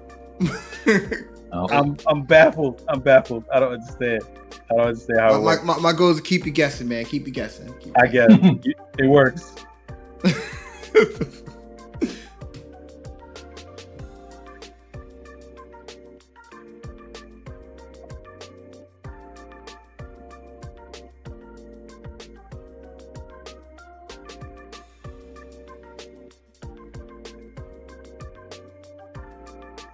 Again, I want to thank everyone for following us on our Stylus League YouTube page. We have finally got our full name up there. So if you go to YouTube and then type in /Stylus League, you'll get our page directly. Hopefully it'll be easy for everyone to share and like our content. Our goal each and every Friday is to work on a piece from beginning to end from a project standpoint. Our 80s cartoon segment ended last week. So if you guys want to go look at that and share that out, that project is done and in the can. And we're on our new project for the next 3 to 4 weeks, is taking a video game property and just reimagining and recreating it. So join us for this ride, continue to share our content, and hopefully you learn something, and definitely ask questions. The team definitely loves when you ask questions.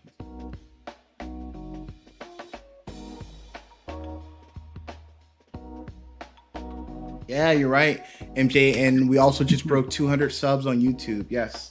Nice. We're at 201. Thanks everybody that subscribed. Yes, thank you.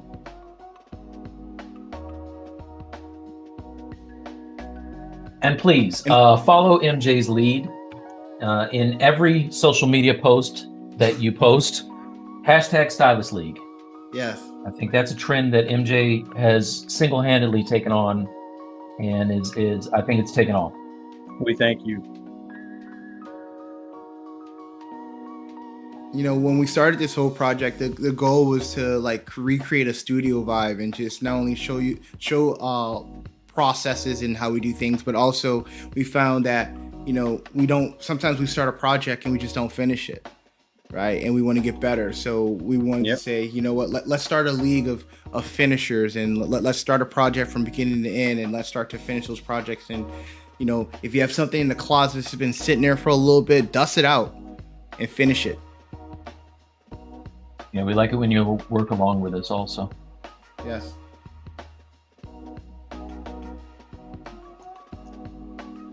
Steve 7 Faces 3 said, "What's up, guys? Discovered you guys through the ZBrush live stream. Thank you for joining us." Yeah, Thanks, thank you. Man.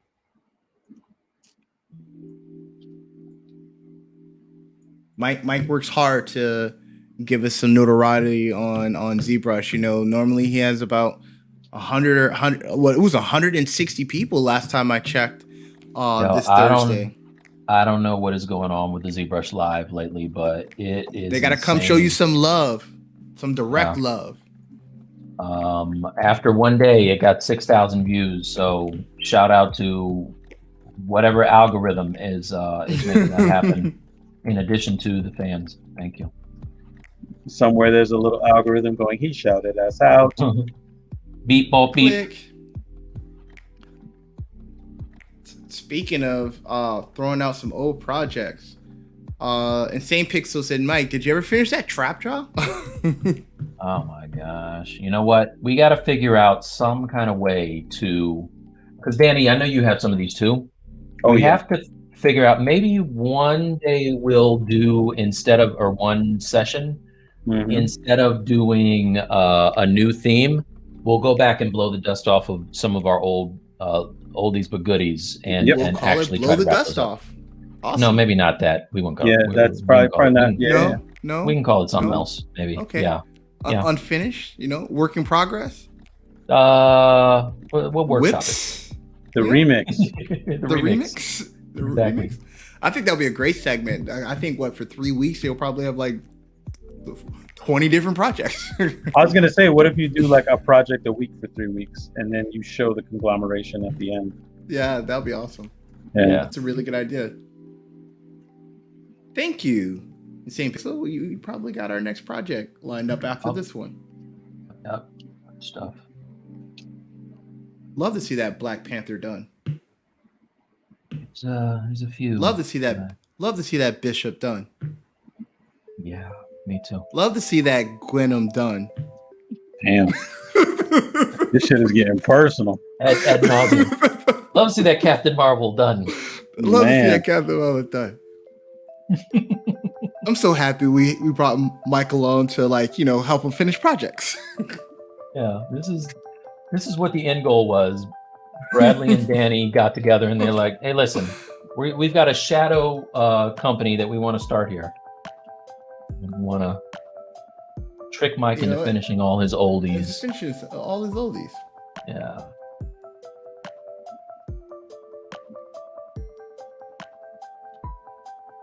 What is it like? Mike has probably started more than I've forgotten, Dude, I don't know about all that, but I do know that I looked on my ZBrush Live and I thought I had 60 shows. I did 63. Oh, wow. So at 3 hours each, that's quite a bit of stuff. Yeah.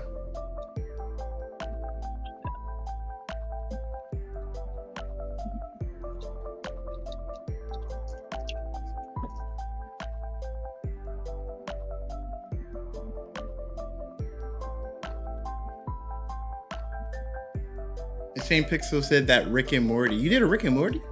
Yeah, dude. Yeah. I gotta finish that Rick and Morty. Now that's a good call. That's one I want to finish. Speaking of Rick and Morty, Bradley, how's your how far have you gotten on those? I was learning Arnold. That took some time. Okay. What happened? I guess if that's where your priorities are. Yeah, you're doing so well. I'm so sorry. I need to learn a whole new tool. Yeah, I put Danny onto the Kendrick Lamar Rick and Morty remix video the other day. Yeah, I'd never seen that one. I do like Milo the Cat though a lot. Like I follow him on Instagram, and man, I don't know. There have been times where I've spent way too much time scrolling through a bunch of old Milo the Cat videos. So, yeah. Lee Gibson asks, Z modeler or sculpting? How do you decide which to use? You might. Yeah, anytime I have to do construction of things that are kind of like primitive based, I'll usually go with Z modeler. So I was working on his joust. That's what it's called, right? Is that what it's called? Is that the tool? Yes. I know the jousting is Lance. Yeah. Lance. There you go. Exactly. So I was working on his lance, and that was just messing around with the cylinder and throwing on some edge loops and stuff like that. So that's normally how I'll work. Is I'll start in Z modeler, make a base mesh, and then sculpt on top of it. Annie? Yeah, I was gonna say same. I think how clean the piece needs to be at the very end. Really manufactured things. If it's manufactured and it doesn't have like a really handcrafted sort of look, usually Z modeler is a good way to go.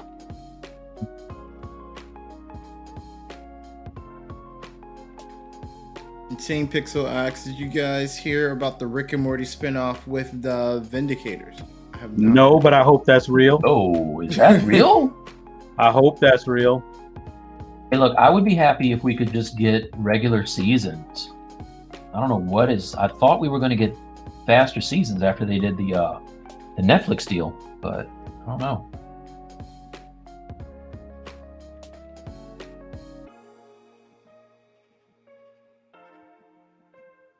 Vindicators is dope. That's my favorite Rick and Morty. It broke my heart when I heard that Justin Roiland didn't like it. Oh, I didn't know he didn't like that. I saw an interview where he said it's his least favorite Rick and Morty. Wow. I was like, no. So I enjoyed that one a lot. I feel like 1 Million Ants got the short end of the stick on that one. Big time. But all aboard. Exactly. Go straight. But my favorite one is the Citadel of Rick's episode. That one's dope. I think Pixel said the new trailer just dropped. Oh man, Nice. Check that out tonight. And then Brad, what am I watching Tonight? Yep, I would like to watch Army of the Dead. I'm gonna watch Army of the Dead. Wait a minute, you're gonna watch Army of the Dead? I thought you didn't like scary stuff. I don't think that's scary. Okay. Wait a minute. Batista's in it. You ain't Yes. scaring him. Yeah, well, You ain't scared Batista. But maybe he's scaring you. yeah. That could be possible. That could be possible. I will 100% be watching that this evening.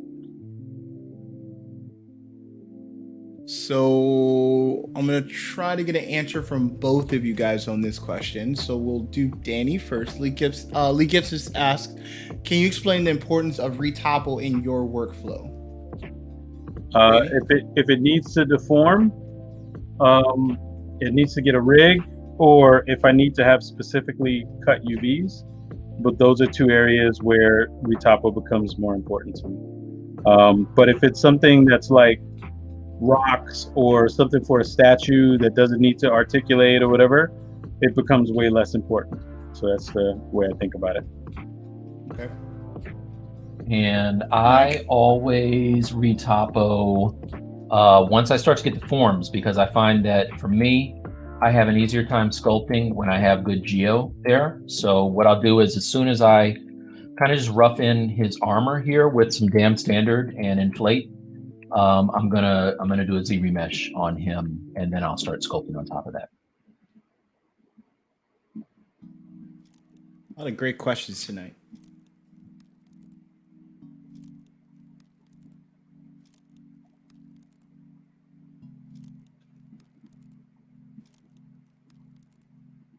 Tell you what, I went back and watched that Invincible final episode. Dan and I were talking about you yesterday, dude. That is a bulletproof episode, and the fact that you didn't like it because they didn't answer the question apparently that you wanted answered is some B to the S, my friend. Everyone knows I am always picked on. I'm the little brother, all right? I'm always getting picked on. That's definitely not true. I don't have any sandwiches because they take it. Can you do me a favor? Can you tell us which part we're saying is not true?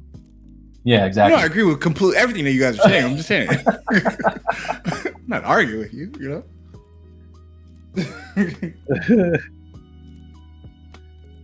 Lee Gibson asks, is Z remesher the same as retop? Yes. Yeah. It will retopo right in ZBrush for you, so I don't have to go to an external application. Yeah. If you have to deliver something to someone else that's gonna rig it, no. No. Yes. For pipeline, you probably don't want to do that. Yeah. Oh. It's gotten way better though. I will say that. Oh, Brad, why don't you talk about the little gem that you were messing around this weekend? Bradley was helping me out with my anti-venom. Yeah. Mm-hmm. Yeah, Z-Wrap is like, there's some sorcery in that thing. But yeah, Z-Wrap is a really cool, if you have a solid base mesh with some great UVs and topology, you can pretty much wrap anything to it. Yep. I really don't want to share their website, but if you look up ZWrap, you'll be able to look at the application. But it's a plugin for ZBrush, and there's sorcery in it. Oh, let's talk behind the scenes. I want to know more about that. I don't want to show their stuff. I want to know what the deal is. What's that all about? Why are you hating on ZWrap? Yeah, so why are you gonna give them some side? Let me look up this Russian website. Let's see. It's Russian3dscanner.com. I'm pulling it up. Now, you know who got me like on edge about that, because Mike got me worried. Was it me, because I got my website hacked to crap like a billion times?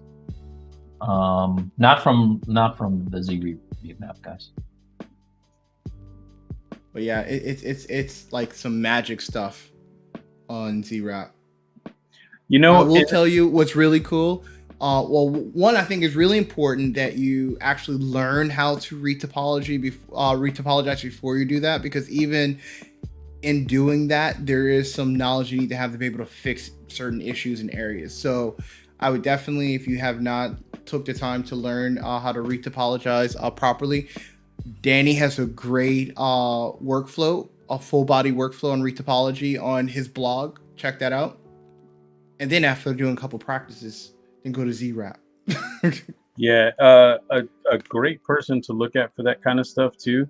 And I think a lot of his demonstrations are on things that are a little more on the stylized side, but the ideas work for anything organic, anything humanoid. Sergi Cavalier, his retopology stuff is amazing. If you look up Sergi Disney, SERGI and then space Disney, you'll probably find it. Or Sergi Retopo Disney, you'll probably find it. But yeah, he's got some really good retopo resources.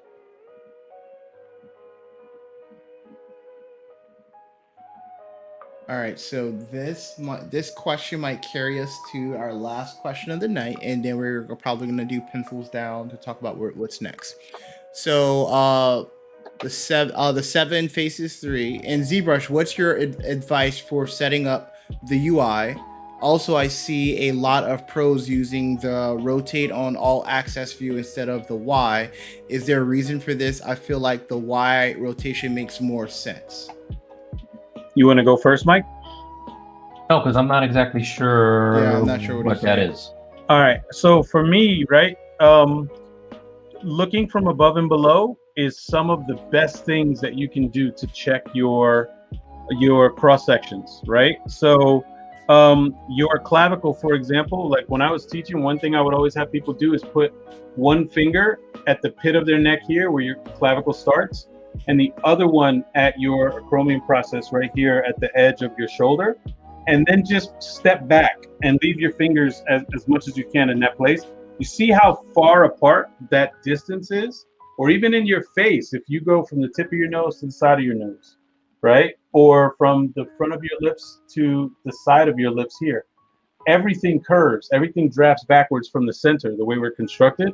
So if you look from above and below, you can see that you're getting that right curvature to the ribs or the clavicle or the nose or whatever. If you only look from the front and the side, it can look pretty good from those areas. But when you go 3/4, it's like, it looks a little funky.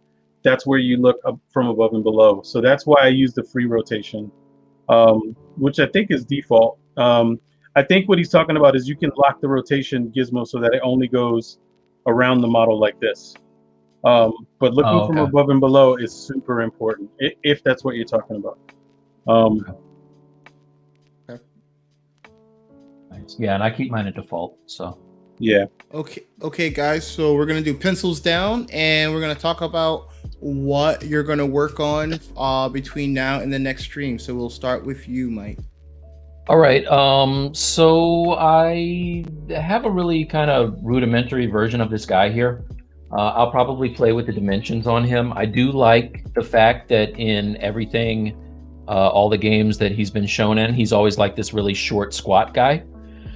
So I'm probably gonna play around with the upper body, make him more bulky so that he feels a little shorter.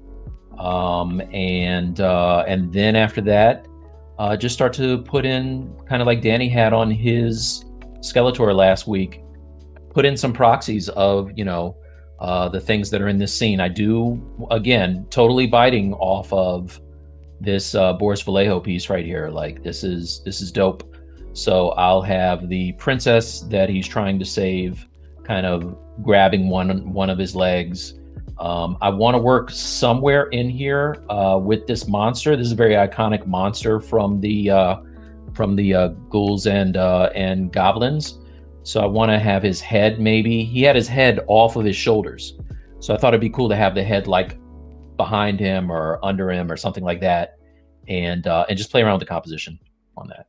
So that's it. Cool. Nice. Danny, what you got for us?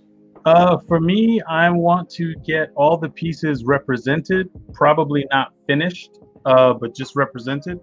And I'd like to get the silhouette sort of shored up, even if the interior design pieces are not totally figured out yet. But getting a strong silhouette that I can drop into Arnold and see in a few frames.